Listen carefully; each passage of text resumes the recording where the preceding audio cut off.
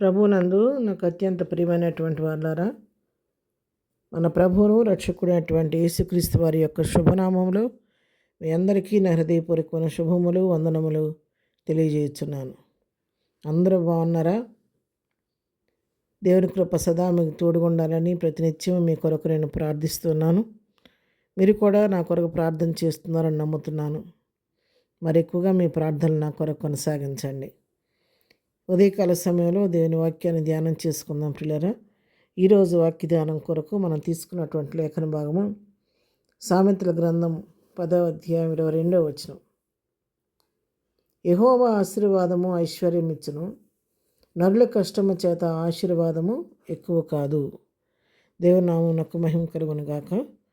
మరి చక్కని వాగ్దానాన్ని దేవుడు మనకు అనుగ్రహిస్తున్నాడు. యెహోవా ఆశీర్వాదము ఐశ్వర్యం ఇచ్చును. ఒక వ్యక్తి జీవితంలో ఆశీర్వదించబడాలంటే, ఆశీర్వాదం కావాలంటే, దానికి ఏం కావాలంటే దేవుని యొక్క ఆశీర్వాదం ఆ వ్యక్తి మీదకి దిగిరావాలి. దేవుని ఆశీర్వాదం మన మీద లేకుండా మనం ఎంత ప్రయాసపడినప్పటికీ, ఎంత కష్టపడినప్పుడు తగిన ఫలితాన్ని మనం అనుభవించలేము. అందుకే మరి రెండో మాట చెప్తుంది, నరుల కష్టం వల్ల ఆశీర్వాదం ఎక్కువ కాదు.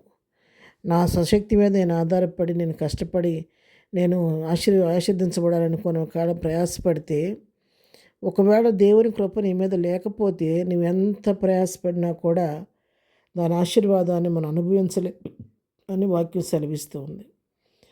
ప్రయాసపడొద్దని నా ఉద్దేశం కాదు, కష్టపడకూడదని కాదు, కానీ మనం చేసే కష్టానికి తోడు, పడుతున్న ప్రయాసకు తోడు ఎప్పుడైతే దేవుని యొక్క ఆశీర్వాదం జోడించబడుద్దో అప్పుడు ఆ వ్యక్తి జీవితంలో గొప్ప ఆశీర్వాదాన్ని, దీవెనను, నెమ్మదిని, సమాధానాన్ని, సమృద్ధిని తన జీవితాల్లో పొందుకుంటూ ఉంటాడు. కొన్నిసార్లు మనం కూడా బాధపడుతూ ఉంటాం. ఎంత కష్టపడినా కూడా మరి మన జీవితంలో ఆశీర్వాదం లేదని, సమృద్ధి రావటం లేదని, ఇంకెంతకాలం ఈ యొక్క వెల్త్తో కూడినటువంటి జీవితాలు అని చాలాసార్లు కృంగిపోతూ ఉంటాం కదా. అయితే దేవుని వాక్యం ఉదయకాలం నీతోనే మాట్లాడుతుంది. దేని గురించి చింతపడాల్సిన అవసరం లేదు. నీ యొక్క పరిస్థితిని ప్రభువుకు అప్పచెప్పి ప్రార్థన చేయగలిగితే, దేవా నోరు తెరిచి నన్ను ఆశీర్వదించు, నా కుటుంబాన్ని ఆశీర్వదించు, నా బిడ్డలను ఆశీర్వదించమని మన హృదయపూర్వకంగా ప్రభువు పైన ఆధారపడి ప్రార్థన చేయగలిగితే ఆయన తప్పకుండా ఆయన ఆశీర్వాదం నీ పైన పంపిస్తాడు.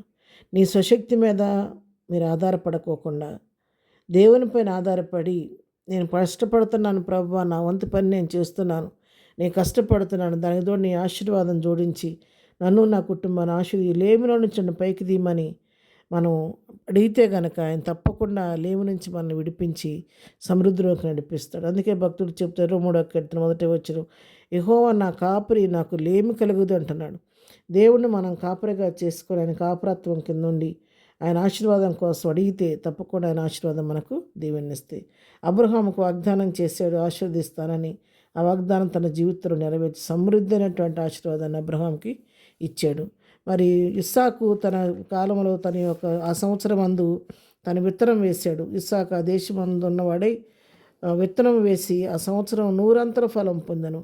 యెహోవా అతను ఆశీర్వదించను కనుక ఆ మనుషుడు గొప్పవాడయ్యారు. చూసారా, నా పంట వేస్తే 100 ఫలం పొందాడు. యెహోవా అతను ఆశీర్వదించబట్టి అతను గొప్పవాడైన వాక్యం సెలవిస్తున్నాం. అవును ప్రియులారా, వాక్యంలో మనం గమనిస్తే బైబిల్ గ్రంథంలో ఆశీర్వదించబడిన వారందరిపైన దేవుని హస్తం ఉండబట్టే, దేవుని ఆశ ఉండబట్టే వాడు ఆశీర్వాదం పొందారు. కాబట్టి ఈ ఉదయకాలం మీరు ఏ పరిస్థితిలో ఉండి వాక్యం వింటున్నారో నాకు తెలియదు, కానీ ఒకవేళ మీ జీవితంలో మీరు ఆశీర్వాదం పొందగోరినట్లయితే నోరు తెరిచి ప్రభువా నన్ను, నా కుటుంబాన్ని ఆశీర్వదించమని హృదయపూర్వకంగా ప్రభువుని అడిగితే తప్పకుండా మీ కష్టానికి తోడు ఆయన ఆశీర్వాదం జోడించి మిమ్మల్ని, మీ కుటుంబాన్ని దేవుడు ఆశీర్వించబోతున్నాడు. అటు కృప మనందరికీ ప్రభు దయచేయను గాక.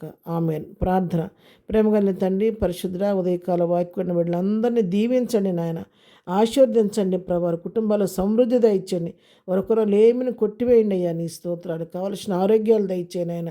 వారు చేయి పనిపాట్లో రాకపోకలో క్షేమం కలుగు చేయను ఆయన.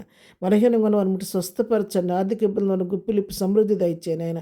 ఎగ్జామ్స్ రాస్తున్న బిడ్డలకు నీ పరలోక జ్ఞానం దయచేసి మంచిగా రాసి బిడ్డలందరూ మంచి విజయాన్ని పొందుకోవాలి. బర్త్డే మ్యారేజ్ చేసుకుంటున్నటువంటి బిడ్డలను దీవించి వారి కుటుంబాల్లో ఆశీర్వాదం, ఆనందం, సంతోషం కలుగు చేయమని, ఇద్దరు దీవులతో ప్రతిభను నింపి నడిపించమని యేసునామంలో ప్రార్థించి అడిగి పొందుకొని ఉన్నాము తండ్రి. ఆమెన్. ప్రభు కృప సదాకాలము మనందరికీ తోడై ఉండి నడిపించును గాక. ఆమెన్.